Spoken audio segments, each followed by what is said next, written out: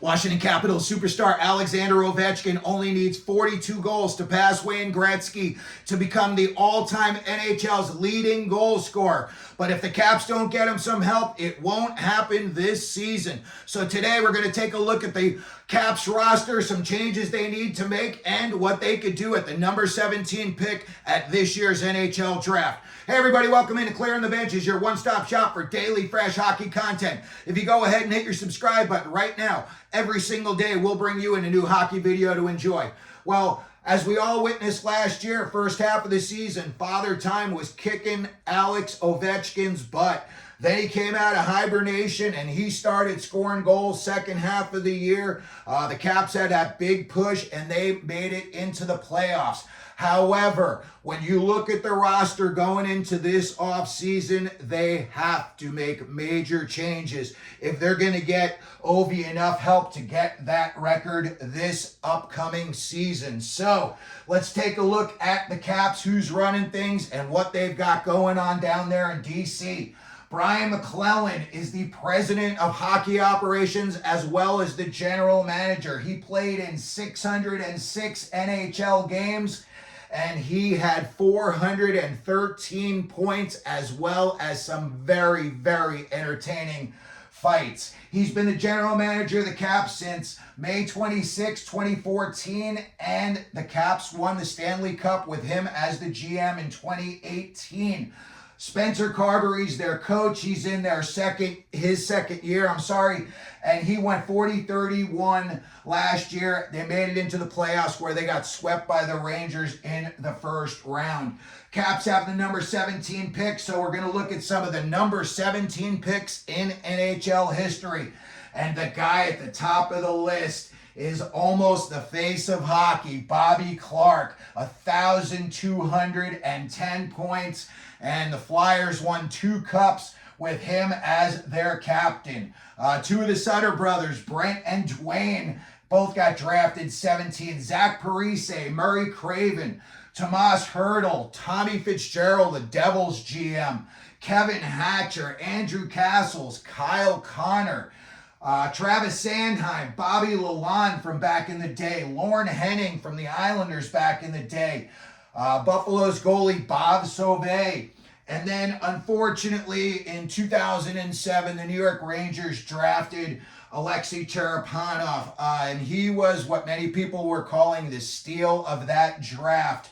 And in the following year, he was playing in a game, I believe it was in the KHL, and he had an incident on the bench, and he passed away on the bench. It was very, very sad. Jaromir Jagr was next to him on the bench when it happened. A lot of people said this kid could have gone on to become an every year 40-goal scorer for the Rangers. It was just a very, very sad story. When we look at the number 17 picks recently in the NHL, 2019, Peyton Krebs, 2020, Lucas Reichel, 2021, St. Louis took Zach Bolduc, 2022, Joakim Kamel, 2023, ASP, went to Detroit, Axel Sandin Pellikka. Well, we look at the Caps' recent number 1 draft picks. 2019, they took Connor McMichael, and they also got Alexi Protas in the 3rd round of that draft. 2020, Hendrix Lapierre. 2021, they did not have a first, and they took Vincent Iorio in the 2nd round. 2022, they took Ivan Miroshnichenko, sorry I can't pronounce that one correctly, and they stole Ryan Chesley in the 3rd round of that draft. Last year, they got Ryan Leonard in the 1st round, and they got Andrew Cristall in the 2nd round. So the Caps have got a lot of good young talent in their pipeline. When we look at their roster, what they've got going on right now, Alexander Ovechkin, 2 more years at $9.5 million. He's got 853 career goals. Like we said, he just needs 42 more goals to pass Wayne Gretzky and become the NHL's number 1 goal scorer. Tom Wilson, $6.5 million all the way through 2029, 30. TJ Oshie, $5.75 million. But we're going to talk about that in a little bit. I think they are going to put him on LTIR, where he'll be alongside of Nick Backstrom, and the two of them, that would clear up about $14 million in cap space. We'll get to that in a little bit. Dylan Strome still tied up 4 more years at $5 million. Alexi Protas, $3.3 million, 4 more years. Sonny Milano, 2 years at $1.9 million. Nick Dowd, 1 year, 1.3. Mike Scarabosa, 1 year at $775. Max Pacioretty's a UFA. He's 35 years old. Maybe they're going to bring him back if they can bring him back at a lesser price. Nicholas Aube-Kubel is a UFA. Connor McMichael and Beck Malenstein are RFAs. When we look at their defense, you got Nick Jensen, $4 million, 2 more years. TVR, Trevor Van Riemsdyk, you got him 2 years, $3 million. You've got Martin Ferraveri, 2 years, $2.7 million. Ethan Bear, 1 year at $2 million, and I believe he's out of the NHL substance abuse program, and I think he's good to go again. Then they have Alexei Alexiev at 1 year, $825,000. Now, when you look at their goaltending situation, this is where it gets good. And this is where I think you could put together some kind of a package, either a trade, either at the draft or not at the draft. But I think this is where you're going to see possibly some movement this offseason with the Caps. Now, in Nets, they've got Darcy Kemper, 34 years old, and they've got him at $5.25 million for 3 more years.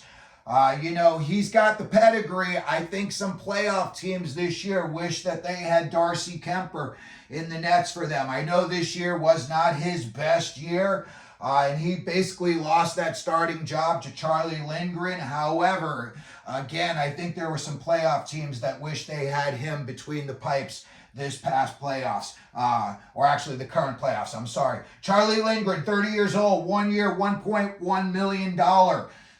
Here's where it gets good for the Caps. You got 2 guys. Hunter Shepard, he played in 34 AHL games this year and some games with the Caps. And Clay Stevenson, he played in 36 AHL games this year. And they had the top 2 goals against averages in all of the AHL. And they were both in the top 7 in save percentage in the entire AHL. So I think if you want to have some moving pieces and, maybe you get somebody who wants Kemper and you could package some kind of a deal to better your roster, I think really this is where a lot of teams are going to start making calls to the Caps and seeing if they can do something with the goaltending, whether it's for one of the established guys or for, one of the kids coming up. And I believe Stevenson might be a couple of years older, so, maybe he's a little bit more established in his game. But again, they both had excellent seasons down in the AHL, and teams are always looking for goaltending. So those names could come up real soon. When we look at the draft, they're picking number 17. I think what they should do is trade the pick and either a player or a prospect and try to get yourself an established center to help Alex Ovechkin's goal chase. Nick Backstrom stepped away. I believe TJ Oshie is going to go on LTIR. They said he had to go through these crazy processes just to get his back so that he was able to play. And who wants to go through that? And then you got to start wondering, is it going to affect your life after hockey? TJ Oshie's been an awesome player for a long time. If it were me and I were going through that situation and you had to go through literally like a living hell just to be able to play, I don't know if I would do it much longer. But I'm not him, but the Caps could put him on LTIR. Again, he'd go down there with Nick Backstrom, and you could clear up some money to look forward to this summer. If they were looking at some guys, you know, you could see out there that were centers. You know, centers are everywhere. And again, I think even if a guy had a no trade clause, maybe the chance to play with Alexander Ovechkin, maybe you're going to get, you know, the assist on a historic goal. Somebody may go there to play for that. You know, it's a big, you know, carrot hanging out in front of you. And again, feeding Alexander Ovechkin the puck in a year that he is trying his hardest to score goals. I think we may see a new and improved Alexander Ovechkin coming to training camp this year. I wouldn't be surprised if he came in maybe like 10 pounds lighter, you know, a little haircut. Maybe he loses the beard and he's trying to, you know, show that he's ready to go and make it happen this year. That's, you know, one option that I think they really seriously could look at, and that's trying to get somebody that could help Ovi out now. I know they've got some guys, you know, Strome, but I don't know if it's working out as they had hoped for with that couple. So another thing they could do is keep the pick, and you could just take the best player available at that spot. And when I look at who would be available, you know what? There is a center out of Djurgården in the Swedish league, and he is Linus Eriksson. And when you look at his game, you know, I don't think he would make it into the NHL just this year to be able to like help out Ovechkin, but that is a guy that in the future they're going to need to fill that spot.